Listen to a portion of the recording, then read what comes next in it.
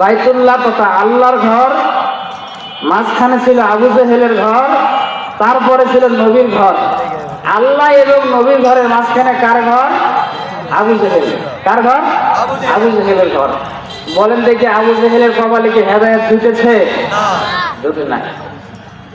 আল্লাহ রাব্বুল আলামিন নবীর মাধ্যমে জানিয়ে দিয়েছেন, ইয়া রাসূলুল্লাহ আপনি জানায় দেন, মান ইউরিদিল্লাহু বিহি খায়রান ইউফাক্কিহু ফিদ্দিন। চিৎকার দিয়ে বলেন সুবহানাল্লাহ। আরে আল্লাহর ঘরের পাশে ঘর, নবীর ঘরের পাশে ঘর, নাম হলো আবু জেহেল। নবীর আপন চাচা, নাম হলো আবু জেহেল। হেদায়েত যেতে নাই, চিৎকার দিয়ে বলেন হেদায়েতের মালিক কে?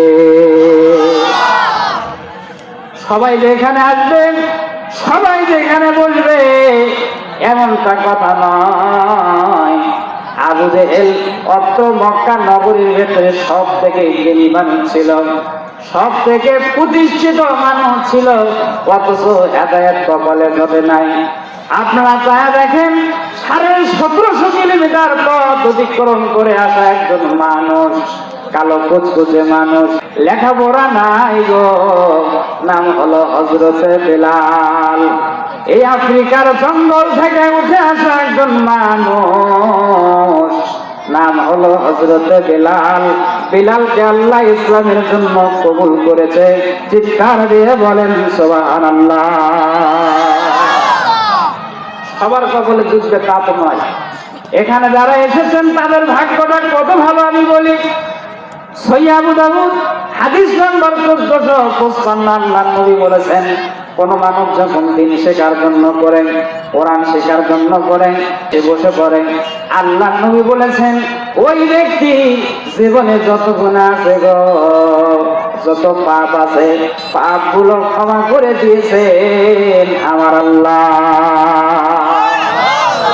শুধু তাই নয়, এই হাদিসের শেষ অংশে বলেছেন, যাকারাল্লাহু ফিমা ইনদা।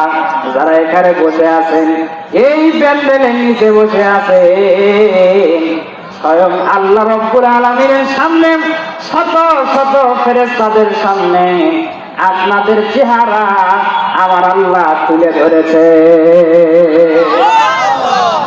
কত বড় ভাগ্যবান আপনারা। আর হজ করেছেন, আপনার গুনাহ মাফ হয়েছে কিনা জানেন না। সালাত আদায় করেছেন, আপনার গুনাহ মাফ হয়েছে কিনা জানেন না। আল্লাহর নবী বলেছেন, খালেস নিয়তে যদি প্যান্ডেলে বসে যায়, কোরআনের ছাত্র হয়ে যায় কিছুক্ষণের জন্য, আল্লাহ তার জীবনের সমস্ত গুনাহগুলো মাফ করে দিয়েছে। আসুন, আমার বক্তব্যের বিষয়